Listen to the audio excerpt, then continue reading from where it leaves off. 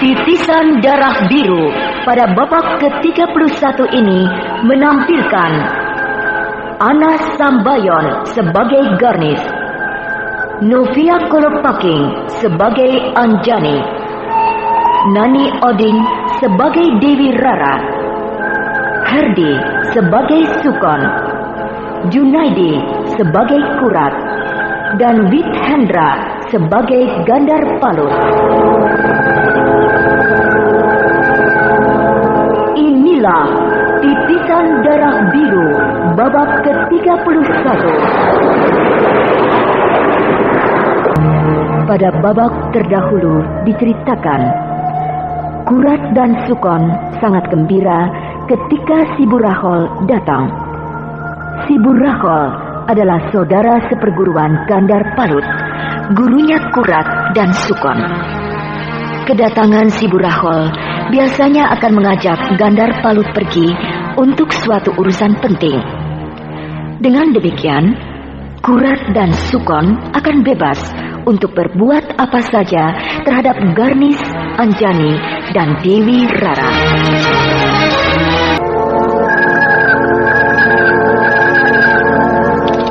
Gila, Si Burahol dan guru kita semalam suntuk sampai sudah siang begini, ngobrol terus belum berhenti.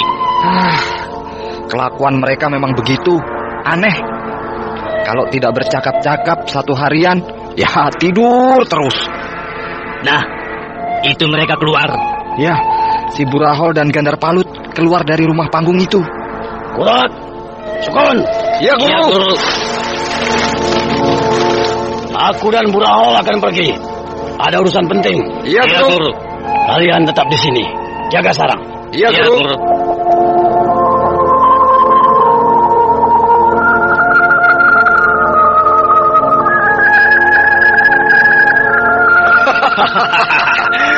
Mereka sudah pergi.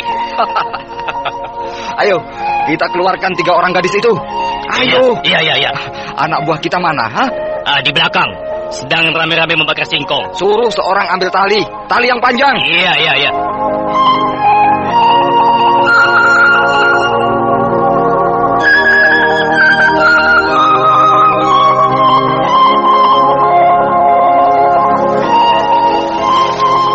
Ini talinya, Kon.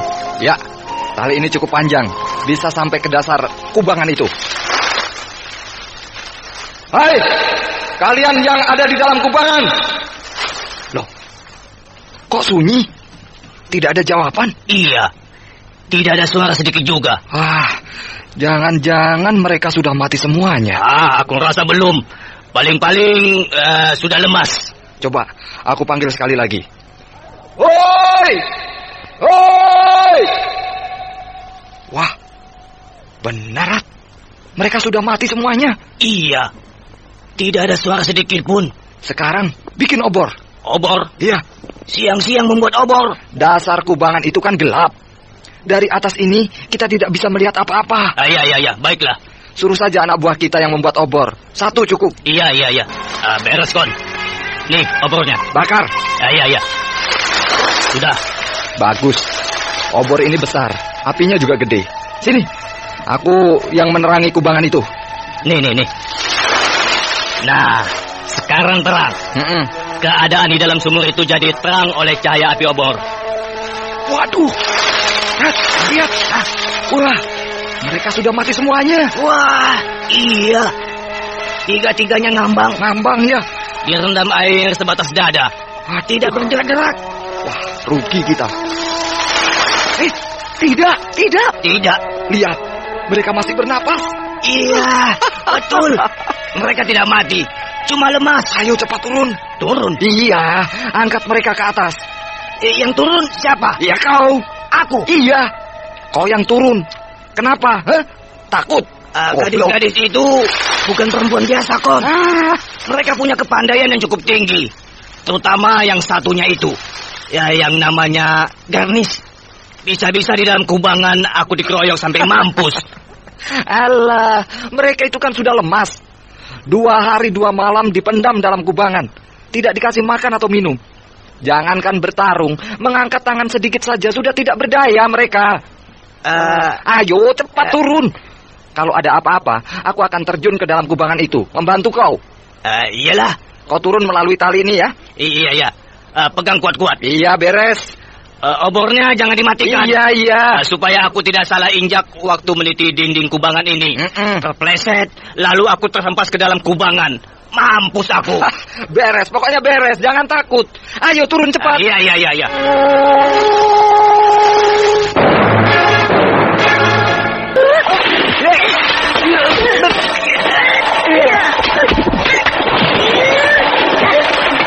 Anjani, berangkat ini. Iya. Aku yang memegang kedua tangannya. Dewi Rara, kau benamkan kepalanya ke dalam air. Ya. Apa yang terjadi di dalam kubangan itu? Si Kurat yang turun merayap meniti tali, kakinya dibetot, batu, lalu dikeroyok oleh 3 orang gadis itu, dibenam-benamkan ke dalam air.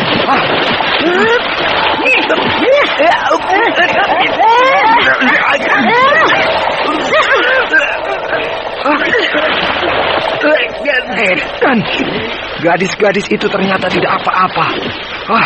Malah mereka rame-rame mengeroyok si Kurat. Kedua kaki dan tangan si Kurat dipegangi, lalu kepalanya dibenam-benamkan ke air.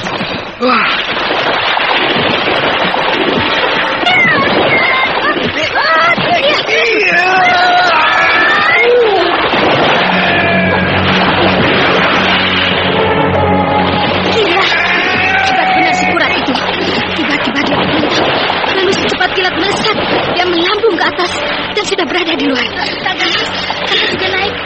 Ada tali, aku dulu yang naik supaya aku bisa melindungi kalian dari atas. Iya, baik. Iya.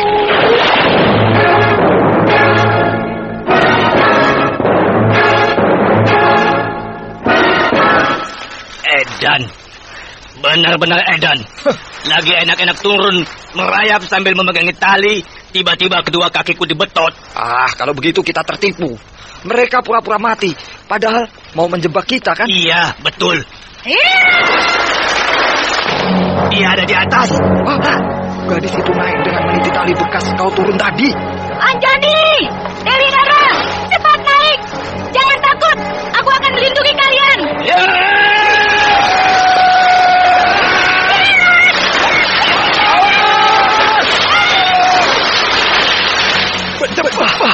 Dia masih menyimpan senjata rahasia. Tapi bukan bintang besi, batu. Sinting.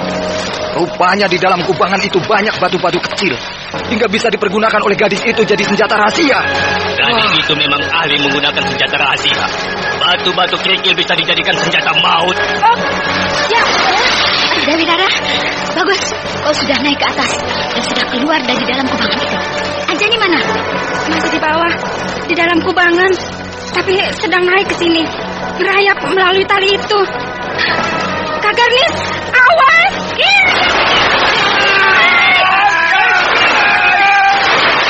Ayo maju lagi. Kalian boleh pilih. Kedua biji mata kalian pecah dan keluar ditembus batu kerikil yang aku lontarkan, dan kalian jadi orang buta. Atau gigi kalian rontok, lalu jadi macan ompong. Setan alas, berdebah. Hup, iya. Anjani, bagus. Kau juga sudah keluar dari dalam kubangan, Anjani. Iya, sekarang kita bereskan mereka. Iya. Kurat, kau lihat? Lihat apa? Keadaan ketiga gadis itu. Pakaian mereka basah kuyup dan kotor, penuh lumpur. Juga wajah-wajah mereka belepotan lumpur. Memang, tapi bukan itu yang aku maksud. Lalu? Mereka gemetar. Iya, betul. Gemetar dan agak menggigil. Meskipun mereka berdiri dengan tegak dan bersikap garang menantang kita, tapi kedua kaki mereka gemetar. Itu tandanya bahwa tubuh mereka sebenarnya sudah lemah. Iya, sekuat-kuatnya mereka. 2 hari 2 malam dipendam dalam kubangan, tidak makan dan tidak minum. Akan lemah juga. Kita lawan mereka secara kucing-kucingan. Kucing-kucingan? Ya, dipermainkan. Maksudku, untuk menguras tenaga mereka. Lama-lama mereka akan capek sendiri, ambruk karena lemas, kehabisan tenaga. Iya, bagus. Dan aku setuju. Kalau begitu sekarang panggil anak buah kita. Wadia balo! Turun mereka!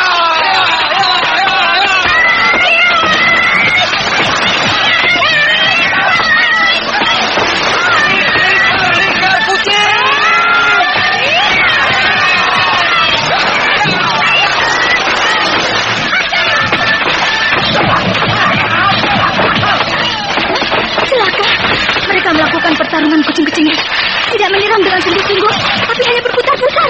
Kak Garnis, mereka mau menguras tenaga kita. Ya, kalau begini caranya, tenagaku dan Anjani akan cepat terkuras. Sulit untuk bisa bertahan lama. Sebab keadaanku dan Anjani sangat lemah akibat 2 hari terkekap dalam kubangan.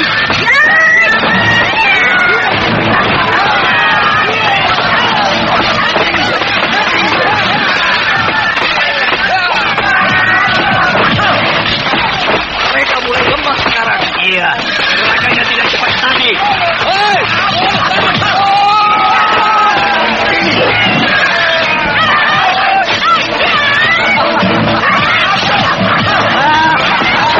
Mereka mulai sempoyongan seperti orang mabuk. Sudah tidak melakukan serangan apa-apa, hanya selonong ke sana kemari menghindari serangan anak buah kita. Iya, sebentar lagi mereka akan benar-benar kehabisan napas.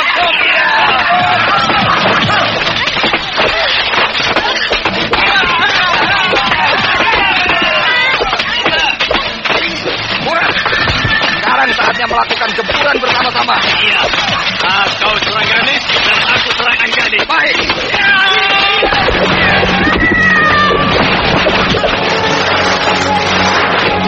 Mereka roboh mereka. Hei, mereka roboh.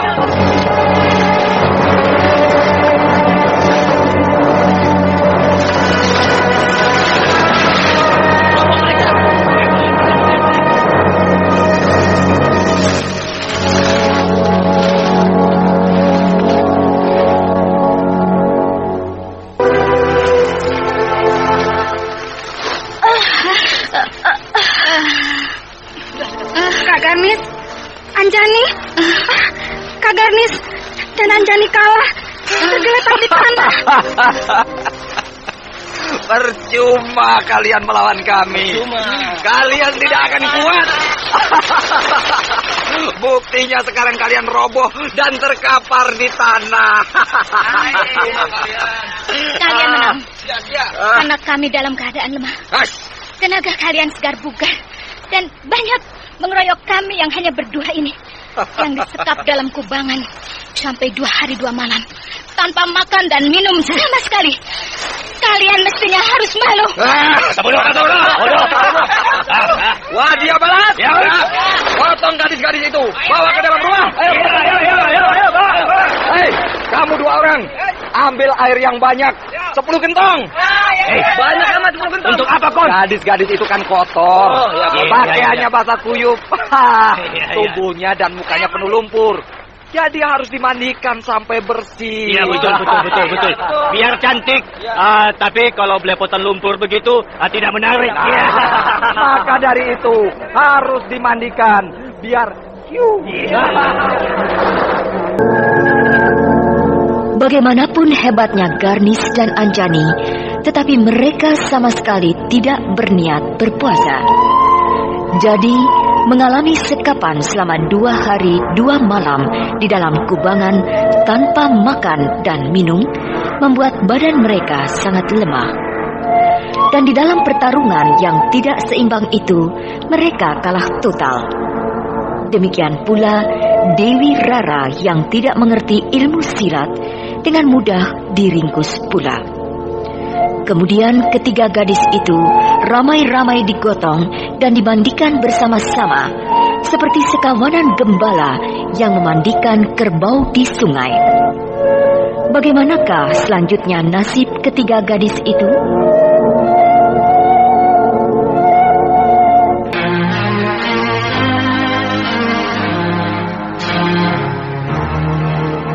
Pada babak terdahulu diceritakan, bagaimanapun hebatnya Garnis dan Anjani, tetapi mereka tidak siap untuk melakukan puasa. Maka ketika mereka disekap di dalam kubangan selama 2 hari 2 malam tanpa makan dan minum, maka tubuh mereka menjadi lemah. Sehingga ketika bertempur melawan komplotan Gunung Hanjuang, Garnis dan Anjani kalah total. Begitu pula Dewi Rara yang tidak mengerti ilmu silat dengan mudah dapat diringkus.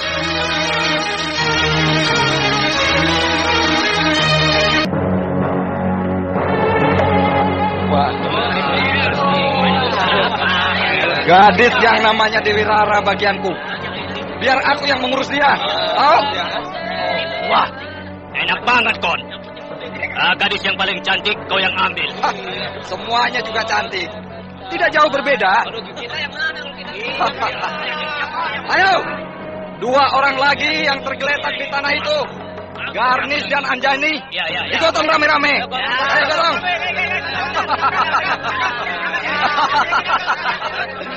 Garnis dan Anjani yang tadi bertarung seperti harimau lapar, sekarang seperti 2 ekor ikan duyung yang tidak berdaya. Diangkat dan digotong rame-rame oleh anak buahku. Hei, ikat dia pada tiang bambu, lalu guyur, mandikan sampai bersih. Nah, kalau kau, aku sendiri yang akan memandikanmu, ha? Tidak mau. Pakaianmu, mukamu, badanmu kotor semua belepotan lumpur. Mari aku bersihkan. Tidak. Ayo, kau tidak mau? Aku bisa mandi sendiri. Daripada mandi sendiri kan capek. Enakan dimandikin oleh aku. Tidak. Loh, kok tidak mau? Ya, ada apa? Masa diguyur dengan baju-bajunya? Bersihnya lama. Lebih baik dibuka dulu pakaiannya. Iya, setuju banget. Buka dulu pakaian gadis-gadis itu, baru diguyur. Ya? Dibuka dulu. Siapa itu?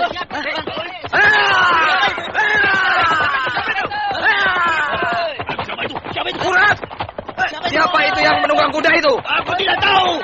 Seorang pemuda menunggang kuda dengan kecepatan tinggi menuju ke sini. Hei, pemuda itu mengurus pedang. Ayo.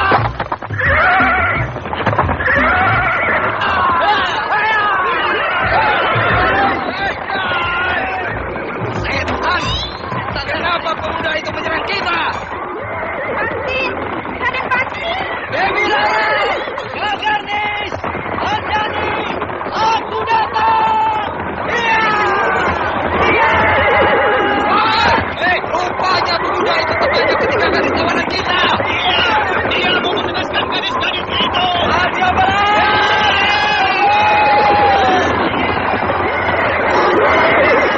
Maju kalian semua! Aku binasakan semua!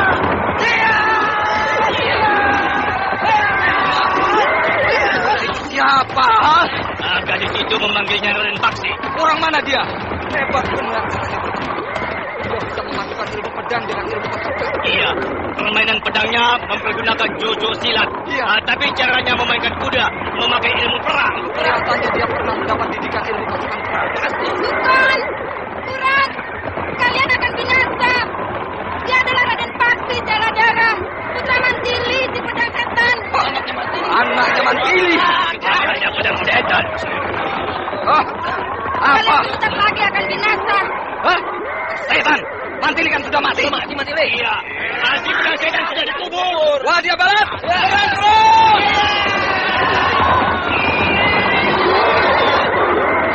Cepat! Ada orang! Mana? Siapa? Itu muncul dari sebelah sana. 2 orang laki-laki. Siapa mereka? Aku tidak tahu. Siapa?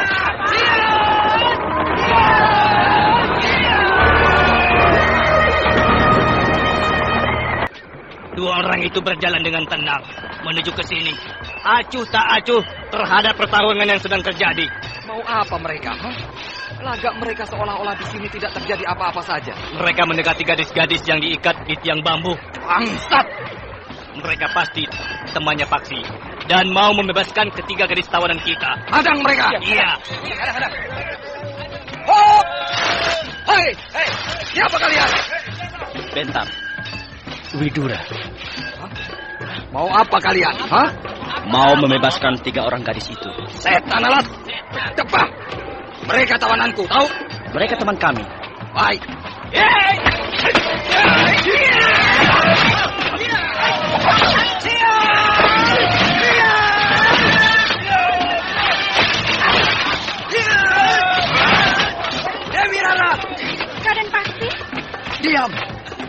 bergerak. Aku akan memutuskan tali yang mengikatmu.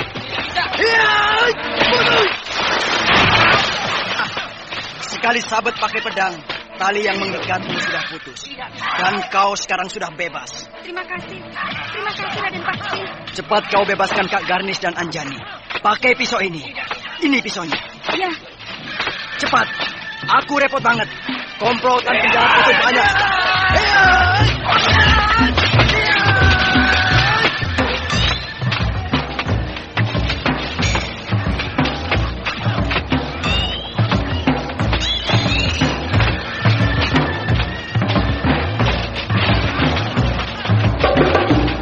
Nah, talinya lepas. Terima kasih Dewi Rara. Kau membebaskan aku. Terima kasih Rara. Raden Paksi, Raden Bentar, dan Kakang Widura datang. Oh iya, syukurlah. Aku dibebaskan duluan oleh Raden Paksi. Itulah makanya aku bisa membebaskan Kak Garnis dan Anjani. Penjahat itu jumlahnya banyak. Aku harus membantu Paksi, Bentar, dan Widura. Aku juga. Tapi Kak Garnis dan Anjani lemah sekali. Ya, aku lemah, letih sekali.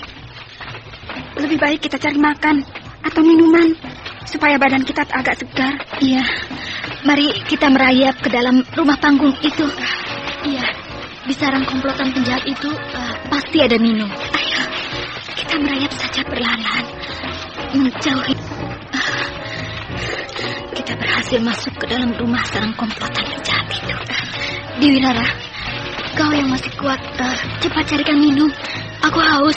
Ya, baik. Ini, aku menemukan air 1 kendi. Masih penuh. Ya, mari kita minum sama-sama.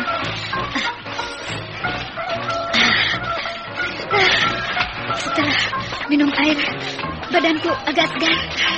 Saya juga, tapi belum kuat benar. Aku juga. Jangankan untuk bertarung, berdiri saja susah. Daripada celaka, Kak Garnis dan kau Anjani tidak usah ikut bertarung. Raden Paksi, Raden Bentar, dan Kakang Widura pasti akan bisa menghancurkan para penjahat itu. Ya, benar. Lebih baik kita bersemedi untuk memulihkan kekuatan. Iya, aku akan bersemedi supaya tubuhku kuat lagi.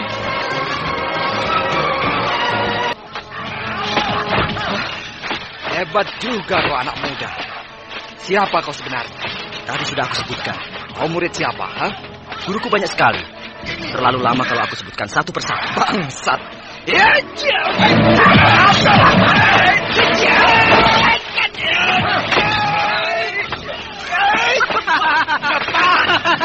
Kau siapa sebenarnya?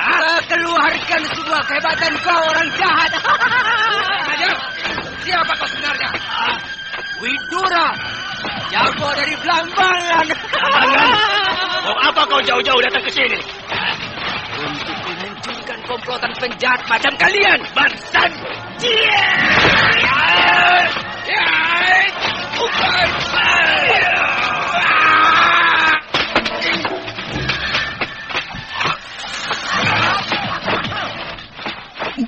Mati. Aku hanya menangkis serangannya. Tapi dia maju terus. Dan pedangnya menusuk badannya sendiri. Dia mati oleh pedangnya sendiri. Edan, setan alas, Sukon mati. Kalian membunuh temanku, membunuh kalian.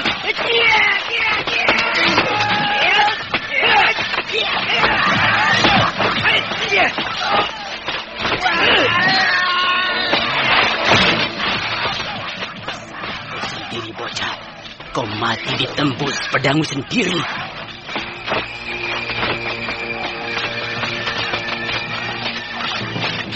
Raden Bentar, kenapa bengong? Dia mati, Kakang Widura. Aku juga sudah mati. Tapi kenapa aku jadi bengong? Saya tidak bermaksud membunuhnya. Tapi dia maju terus. Saya hanya menangkis dan melipat tangannya yang memegang pedang. Tapi dia terus menyerang. Akhirnya pedang itu menembus dadanya sendiri. Alah, sudahlah, jangan terlalu dipikirkan. Di dalam pertempuran ada yang mati itu biasa. Ayo kita ke sana. Tuh lihat, Raden Paksi masih bertempur dengan komplotan penjahat itu.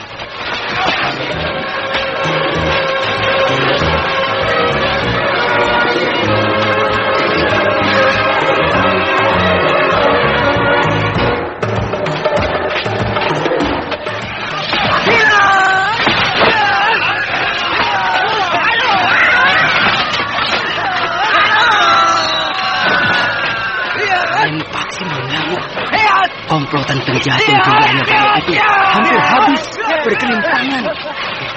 Pedangnya berputar-putar dengan hebat. Pengeroyoknya tinggal 3 orang laki.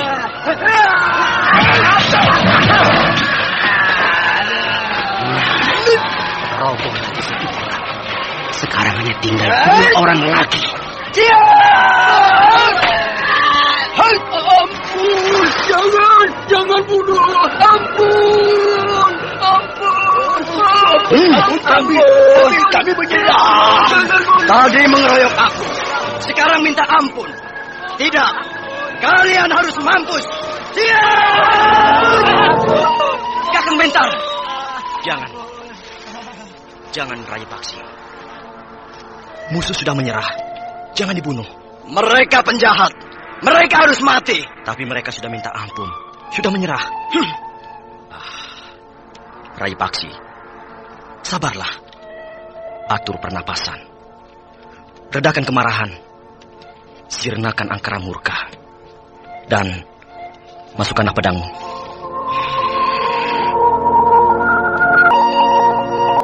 Komplotan penjahat itu sudah hancur. Siapa nama kalian? Saya Bongkol. Saya Ungkul. Sekarang pergilah. Tinggalkan tempat ini. Kembalilah ke jalan yang benar. Jangan menjadi penjahat lagi. Baik, Raden. Kalau nanti ketemu lagi, kalian masih tetap jadi penjahat, leher kalian langsung aku tebas. Baik, Raden. Kemana mereka? Iya. Kemana Kak Garnis, Anjani, dan Dewi Rara? Tadi mereka diikat pada tiang bambu yang di sana itu. Raden Paksi. Nah, itu. Dewi Rara ada di rumah panggung itu. Iya, dia memanggil kita. Raden Paksi. Iya. Ayo kita ke sana. Pasti di sana juga ada Kak Garnis dan Anjani. Baik.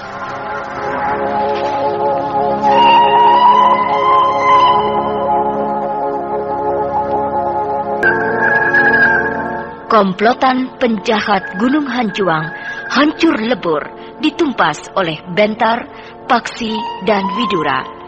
Sedangkan Garnis, Anjani, dan Dewi Rara pada mulanya hendak membantu ketiga saudaranya yang sedang bertempur. Tetapi keadaan mereka terlalu lemah. Lalu mereka memutuskan untuk merayap menaiki rumah panggung dan bersemedi untuk memulihkan kekuatan. Setelah pertempuran di Gunung Hanjuang itu berakhir, Dewi Rara yang sedikit lebih kuat dari Garnis dan Anjani berteriak-teriak dengan gembira memanggil Raden Paksi, sebab mau memanggil Raden Bentar merasa malu. Tapi apakah Dewi Rara akan mengucapkan terima kasih kepada Bentar yang telah menolongnya? Pada babak terdahulu diceritakan, ketika Garnis, Anjani, dan Dewi Rara yang berada dalam cengkeraman komplotan rampok Gunung Hanjuang dalam keadaan genting di mana mereka hendak dipermalukan, datang Bentar, Paksi, dan Widura membebaskan mereka. Komplotan Gunung Hanjuang yang ganas dan ditakuti itu berhasil ditumpas oleh mereka. Dewi Rara Miyati. Raden Paksi, terima kasih. Kalau Raden tidak datang, mungkin kami sudah celaka, dipermalukan oleh komplotan penjahat itu. Bukan hanya aku seorang diri yang berhasil menumpas mereka, tapi juga bersama Kakang Widura dan Kakang Bentar. Terima kasih Kakang Widura. Sama-sama, Dewi Rara. Terima kasih, Raden Bentar. Iya, sama-sama. Dewi Rara, di mana Kak Garnis dan Anjani? Ada, di dalam sedang bersemedi. Bersemedi? Keadaan Kak Garnis dan Anjani sangat lemah, lalu bersemedi untuk memulihkan kekuatannya. Oh, kita di sini saja dulu. Tidak usah masuk ke dalam rumah. Biarkan Kak Garnis dan Anjani bersemedi sampai selesai. Iya.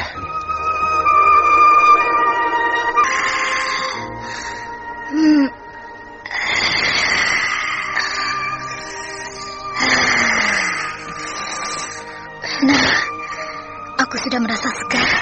Saya juga, Kak Garnis. Setelah bersemedi, kekuatan tubuh saya pulih seperti sedia kala. Iya, dan mari kita keluar. Iya. Suara hiruk-pikuk pertempuran sudah hilang. Apakah sudah berakhir? Mungkin, Kak. Lalu, Dewi Rara kemana? Juga Bentar, Paksi, dan Widura. Mereka pada kemana? Mungkin di luar, sedang istirahat. Iya. Mereka sudah selesai bersemedi. Dan nampak... Paksi, terima kasih. Kakang Widura, terima kasih. Dan Raden Bentar, terima kasih. Sama-sama, Anjani.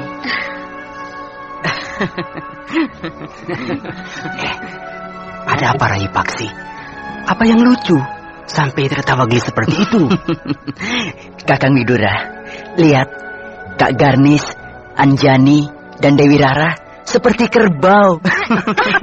Rai mengatakan kami seperti kerbau? Coba saja lihat. Pakaian basah kuyup, kotor, dekil, tubuh dan wajah belepotan penuh lumpur. Persis kerbau yang baru saja berkubang di kubangan lumpur. Kami memang baru berkubang. Oh ya? Di kubangan sana itu. 2 hari 2 malam kami bertiga disekap di dalam kubangan itu. Wah. Ya, itulah makanya kami tidak bisa membantu kalian waktu bertempur dengan kompotan penjahat itu. Sebab kami letih sekali. Wah, Kak Garnis berpuasa 2 hari saja lemas. Ya, soalnya tidak diniati terlebih dahulu, Rai Paksi. Lain kalau benar-benar mau berpuasa.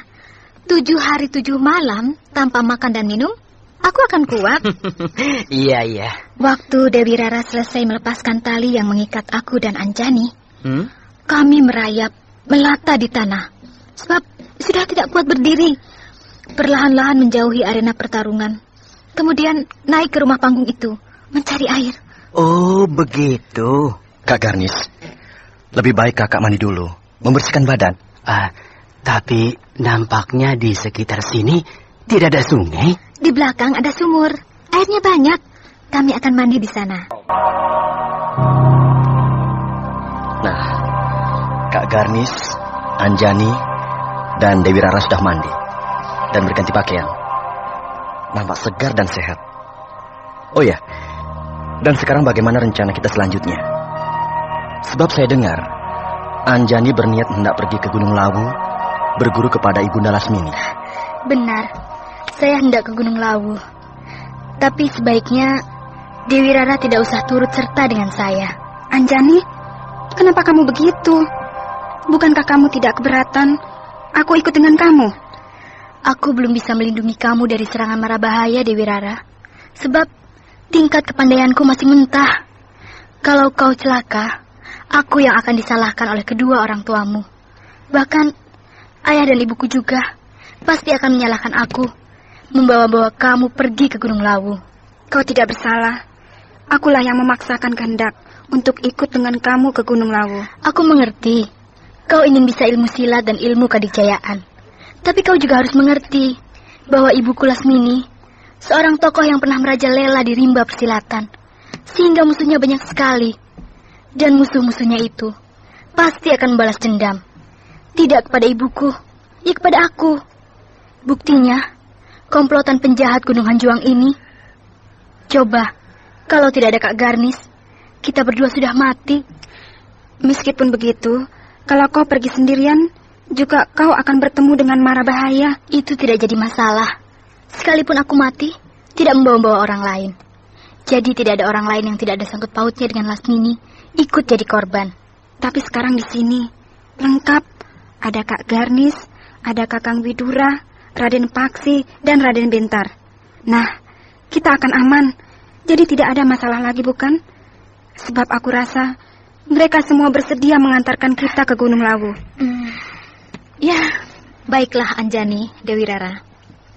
Setelah melihat kerasnya tekad Dewi Rara untuk belajar ke Gunung Lawu, maka aku dan yang lain bersedia mengantarkan kalian sampai di Gunung Lawu. Terima kasih Kak Garnis.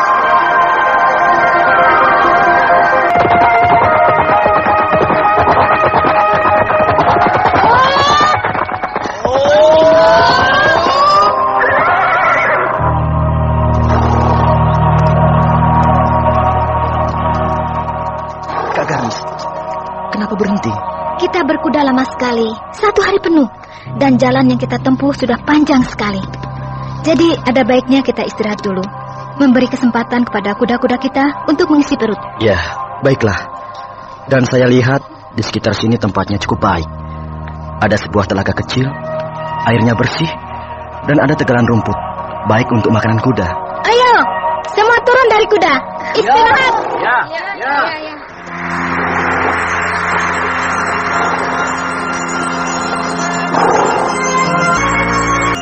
Garnis, kau ini bagaimana? Disuruh mencari Dewi Rara untuk dibawa pulang kembali ke Madangkara, malah kau antarkan dia ke Gunung Lawu. Sabar, Widura. Aku sedang mencari kesempatan untuk bercakap-cakap berdua dengan Dewi Rara. Untuk menyampaikan pesan ibunya yang menyuruhnya pulang kembali ke Madangkara. Ya, dan itu perlu disampaikan dengan halus. Jangan kasar. Sebab saat ini Dewi Rara sedang bergairah sekali belajar ilmu kepandaian. Aku tidak mengira Dewi Rara Amiyati, kembang keraton Madangkara yang cantik jelita, lemah lembut, halus, dan agak pendiam, bisa punya kemauan yang keras. Ya, aku sendiri agak terkejut bahwa di balik kelembutannya menyimpan suatu watak yang keras. Iya. Maka itulah, secara perlahan-lahan aku akan memberikan pengertian kepadanya. Iya, benar. Tuh, mereka, Paksi, Bentar, Anjani, dan Dewi Rara sedang duduk-duduk di tepi telaga. Kau bisa membantu aku memisahkan Dewi Rara? Supaya aku dan dia bisa berduaan saja. Bisa.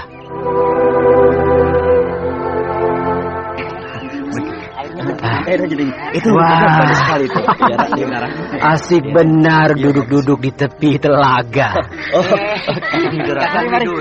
Mari duduk sini. Tidak tergiur untuk berenang di air telaga yang bening dan jernih seperti itu? Masih berkeringat, Kakang. Nanti saja kalau sudah agak kering dan juga panas. Iya, Kakang. Iya, memang. Panas-panas mandi di telaga kurang enak. Iya, Kakang. Nanti saja kalau udara sudah agak teduh. Oh ya, Dewi Rara, Iya, Kakang Widura. Garnis mau pinjam ikat pinggang. Boleh, saya bawa ikat pinggang rotan 3. Kak Garnis boleh memakainya. Silakan pilih saja. Ikat pinggang Garnis putus waktu bertarung dengan komplotan penjahat di Gunung Hanjuang, sehingga kesulitan untuk menyelipkan pedang. Boleh, Kakang, sebentar saya ambil di keranjang. Ya.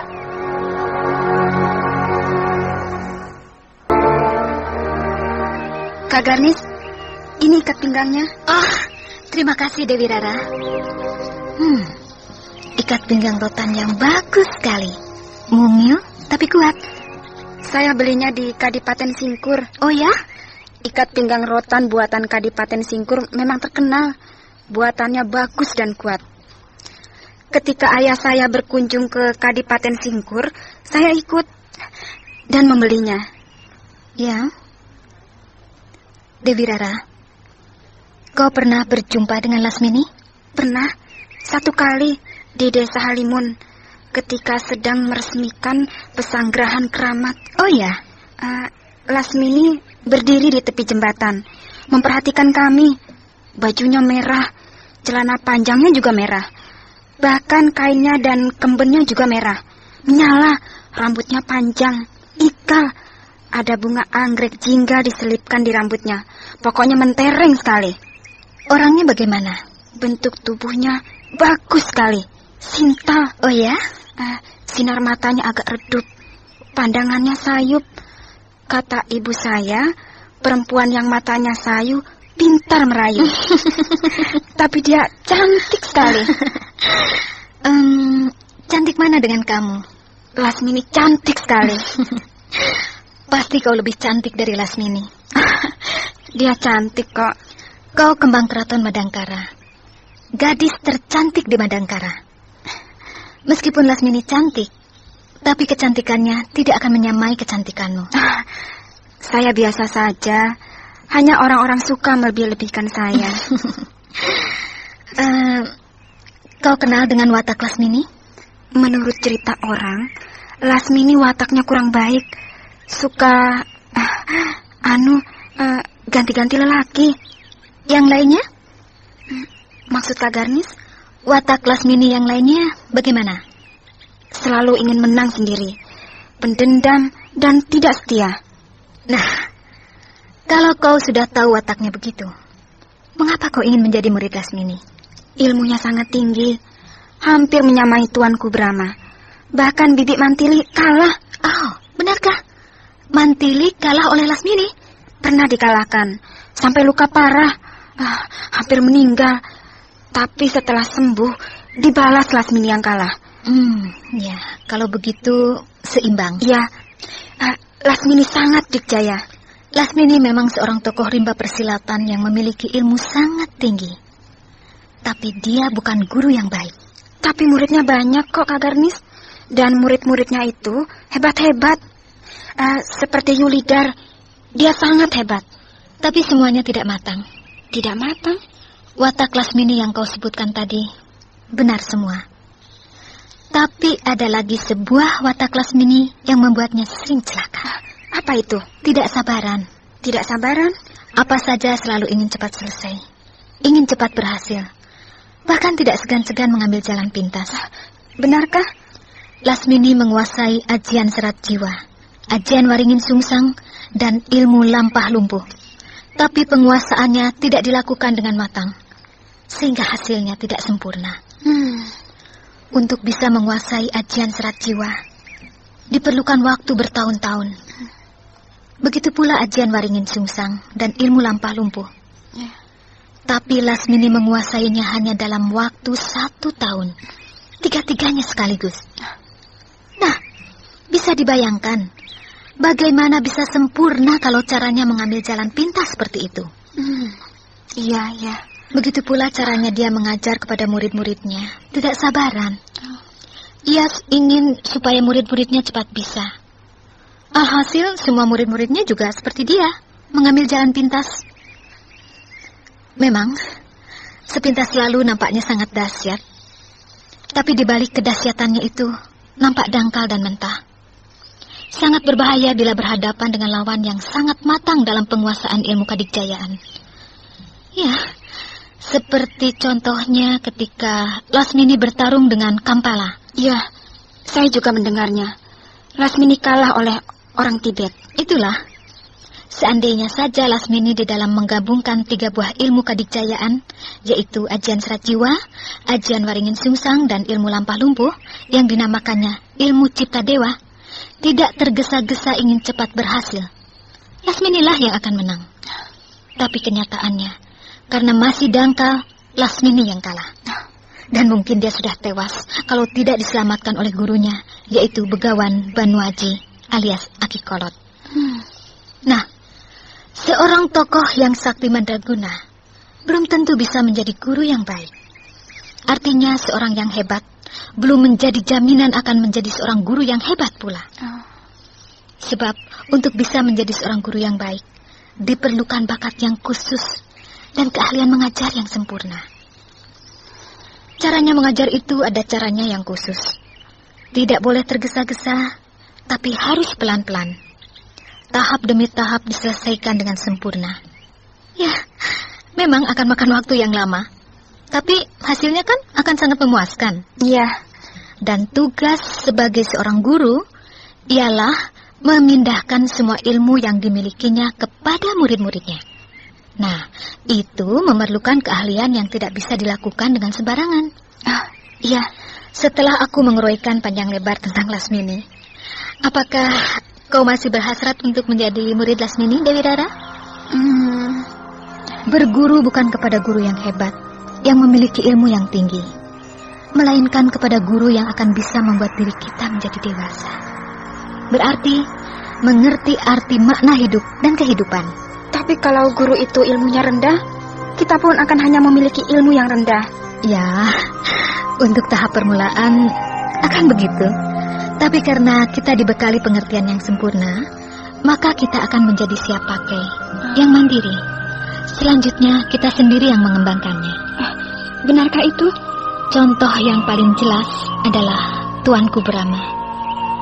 Guru Tuanku Brahma hanya satu, yaitu kakek Astagina. Dan kakek Astagina bukan seorang tokoh yang hebat, yang ilmu kadikjayaannya paling tinggi. Bukan. Kehebatan kakek Astagina biasa-biasa saja. Tapi dia seorang guru yang sempurna, yang bisa membuat muridnya menjadi seorang pemuda yang siap menghadapi tantangan hidup. Dan hasilnya sangat menakjubkan. Yang kelak di kemudian hari, Brahma Kumbara menjadi seorang tokoh yang mumpuni, yang pandai menciptakan ilmu-ilmu yang baru yang sangat hebat. Nah, itu karena apa? Karena kakek Astagina berhasil memberikan dasar-dasar pelajaran yang matang dan sempurna kepada Brahma. Ya. Hari sudah senja. Besok kita lanjutkan percakapan kita ini ya? Ya, baik Kak Garnis.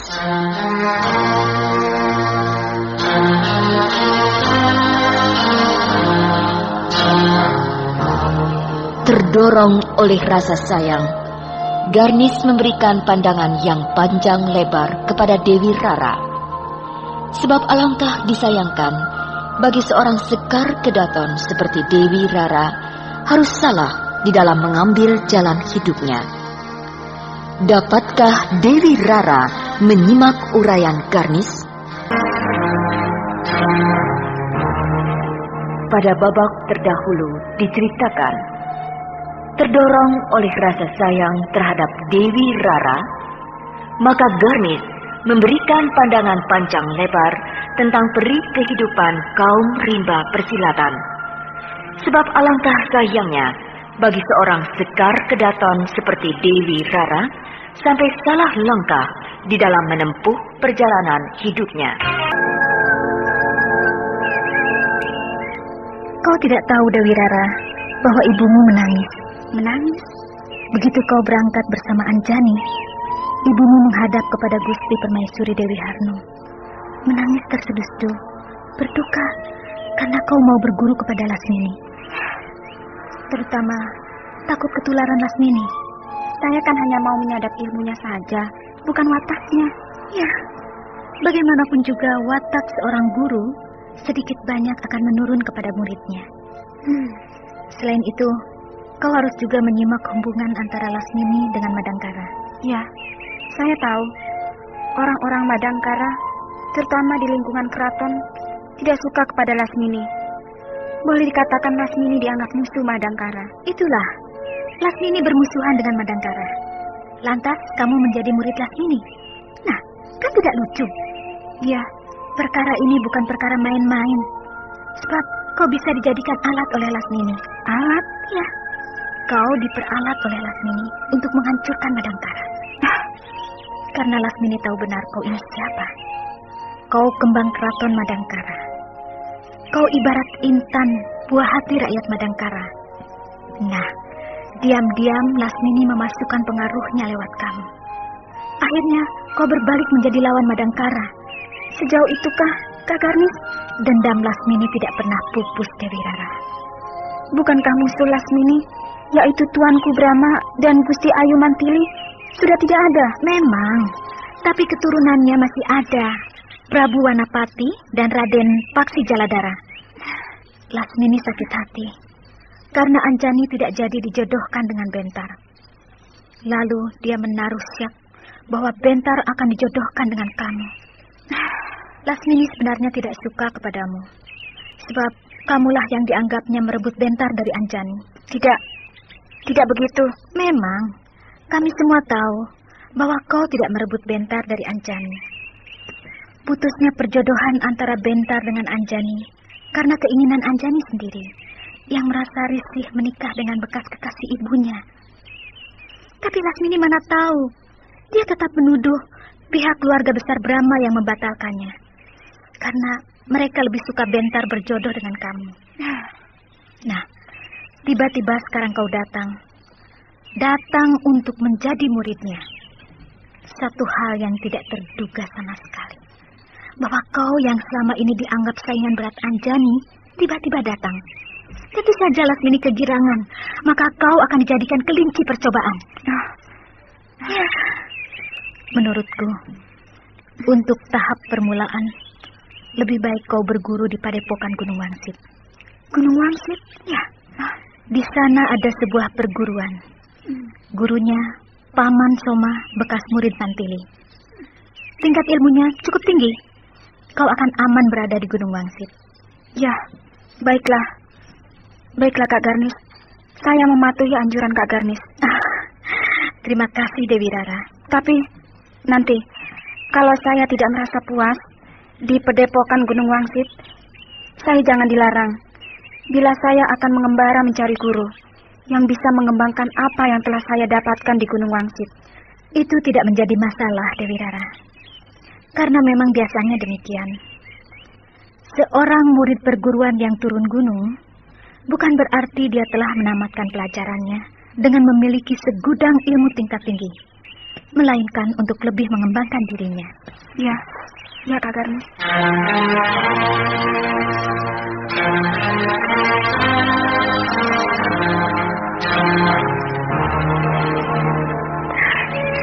Terima kasih Kak Garnis.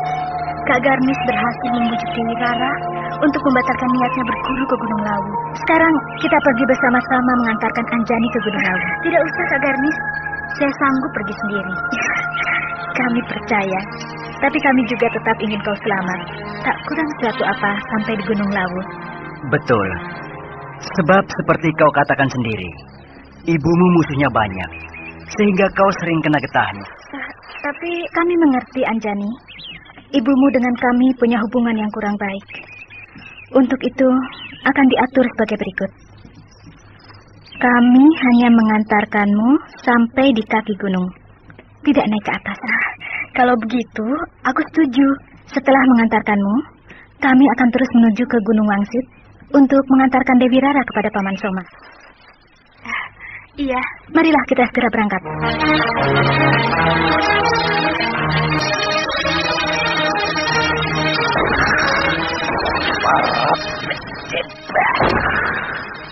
Keparat. Rupanya si Gonjor sudah tahu bahwa kita mau datang untuk melabrak dia. Lantas dia kabur dan kita hanya menemukan rumah kosong. Pasti dia pergi ke Kademangan Jongklok untuk minta bantuan pada Demang Jongklok. Kita hajar terus. Masa bodoh? Aku tidak takut pada si Demang Jongklok. Aku juga tidak takut. Ayo kita kejar si Gonjor ke Kademangan Jongklok. Oh! Siapa itu yang berteriak-teriak? Guru! Si Bongkol, anak buah si Kurat dan si Sukon muridku.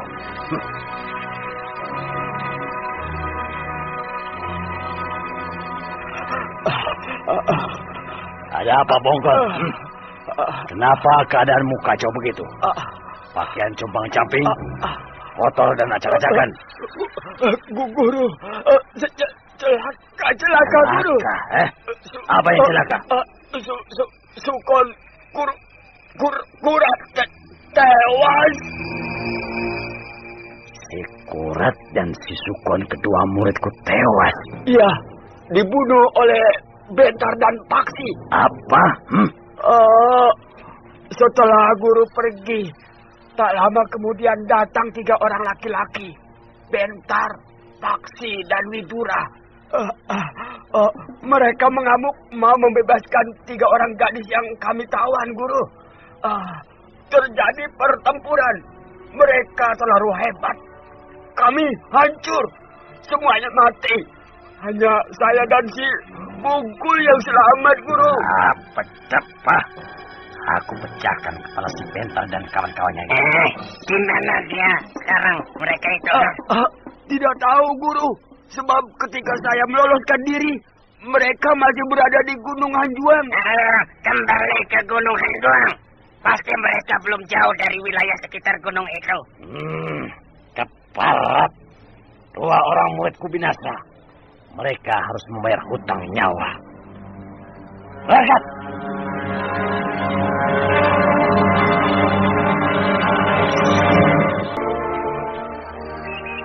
Kak Garnis. Ya, ada apa Paksi? Perjalanan kita ke Gunung Lawu ini kurang enak ya. Memangnya kenapa? Suasananya kaku. Kaku bagaimana? Kakang Bentar tidak pernah mau bicara. Kalaupun bicara, sepatah 2 patah kata saja. Selebihnya banyak diam. Ya, mungkin sedang malas bicara. Saya kira bukan malas. Lalu? Sebabnya, 2 orang gadis yang pernah punya kisah istimewa dengan Kakang Bentar. Dua-duanya ada di sini. Anjani dengan Dewi Rara.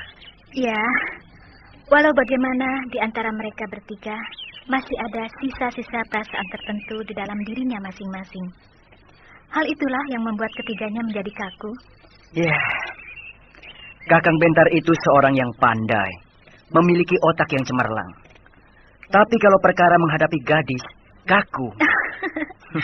Mestinya kau yang harus bisa merubah suasana kaku itu. Saya? Kamu kan bebas. Terhadap Anjani dan Dewi Rara tidak ada masalah apa-apa. Nah, buatlah mereka gembira berikut Bentar. Ajak apa saja. Kalau perlu, rame-rame diajak menangkap ikan di sungai kecil di bawah itu. Lalu dibakar bersama-sama membuat api unggun. Ya? Iyalah, akan saya coba.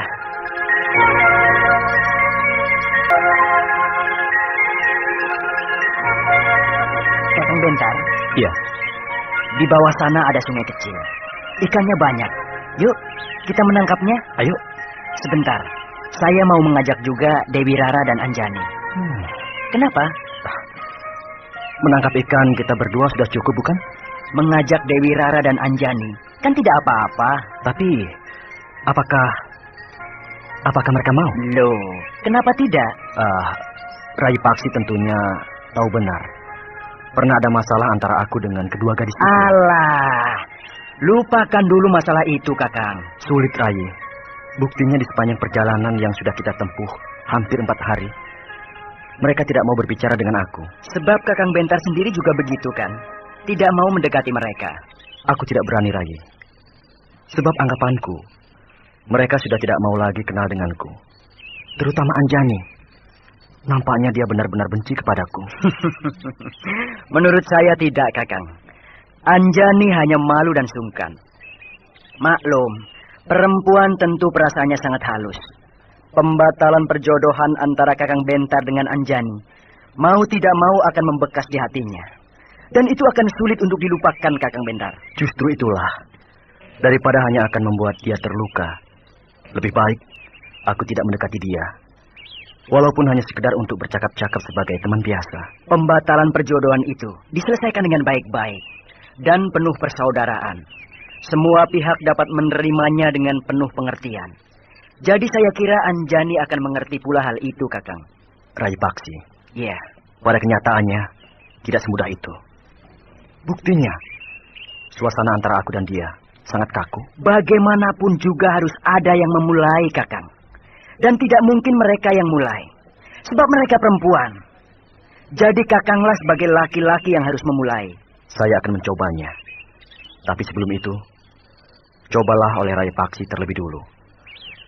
Sebab terhadap Rai Paksi, mungkin mereka akan terbuka. Iya. Baiklah, Kakang Bentar.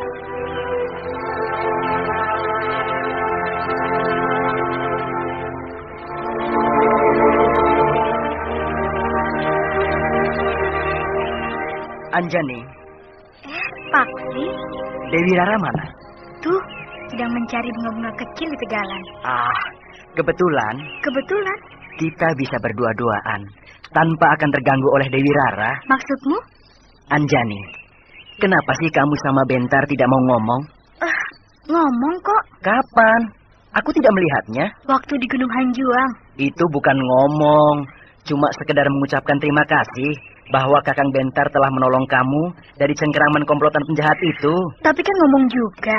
Ngomong yang biasa, begitu maksudku. Ngobrol? Iya, bercakap-cakap, berbincang-bincang, bercengkerama, dan sebagainya. Dia sendiri yang begitu, kaku. Kok menyalahkan Kakang Bentar? Dia tidak mau menyapa aku sama sekali. Baik sedang berpacu, atau merambat jalan biasa. Ataupun seperti sekarang ini, sedang istirahat. Sama sekali dia tidak pernah mau bicara sama aku.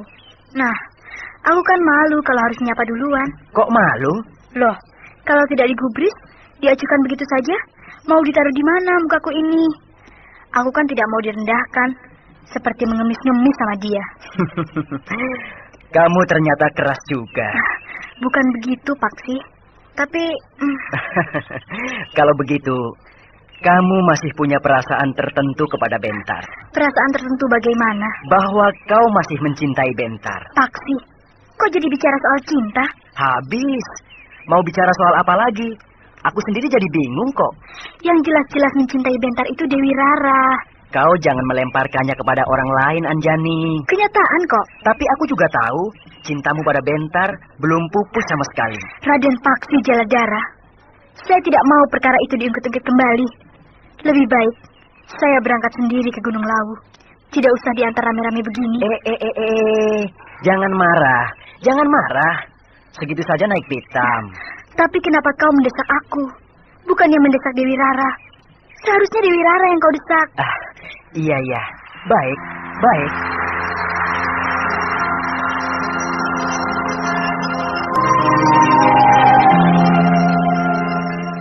Aku dibagi bunganya. Raden Paksi. Bagus-bagus ya. Kau suka kepada bunga? Tergantung bunganya. Kalau bunganya bagus dan menarik hatiku, aku senang. Tapi kalau bunganya jelek, aku tidak suka. Kenapa sih kok memisahkan diri? Aku tertarik kepada bunga-bunga kecil yang terhampar di teragalan ini, sehingga mendorong aku untuk memetiknya. Kenapa tidak mengajak Anjani? Anjani kurang bergairah. Dia lebih suka duduk-duduk di bawah pohon itu. Rara, mencari ikan yuk. Mencari ikan? Iya, tuh. Di bawah sana ada sungai kecil. Persediaan bahan makanan kita masih banyak. Kenapa harus menangkap ikan? Hiburan daripada bengong. Ya, boleh saja. Aku juga senang menangkap ikan di sungai. Sebentar ya. Mau kemana dulu? Mau mengajak Kakang Bentar. Jangan. Kenapa? Pasti dia tidak akan mau. Kok punya dugaan begitu? Nanti dia kira aku menyuruh kamu untuk mengajak dia ke sungai. Begitu juga kan tidak apa-apa. Loh, jangan.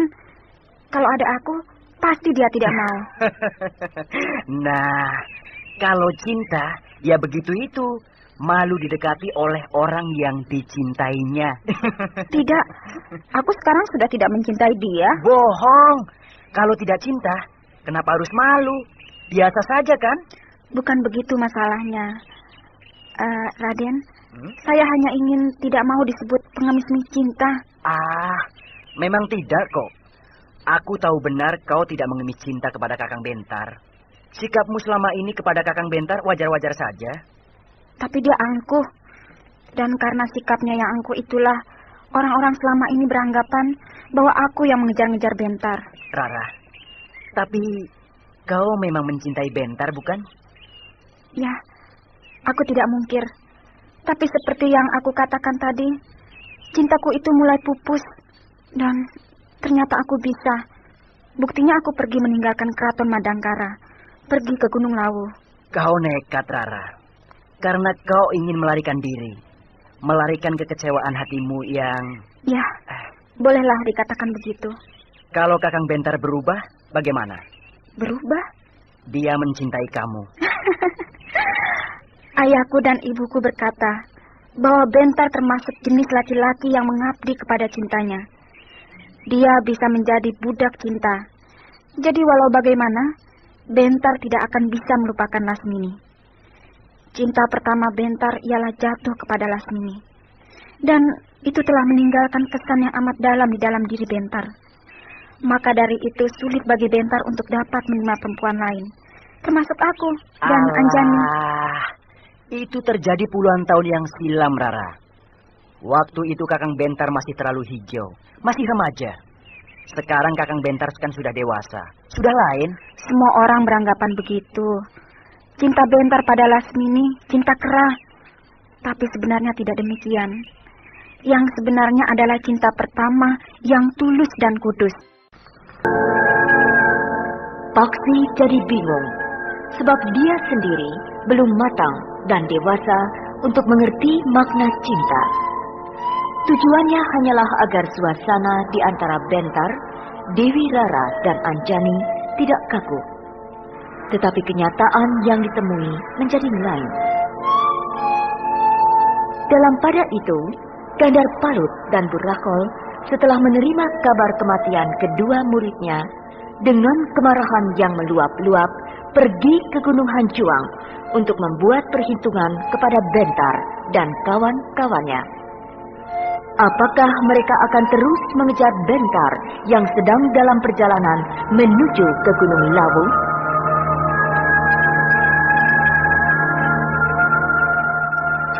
Nah, pendengar yang budiman, marilah kita ikuti lanjutan serial Sandiwara Radio Saur Sepuh ini di waktu dan gelombang yang sama.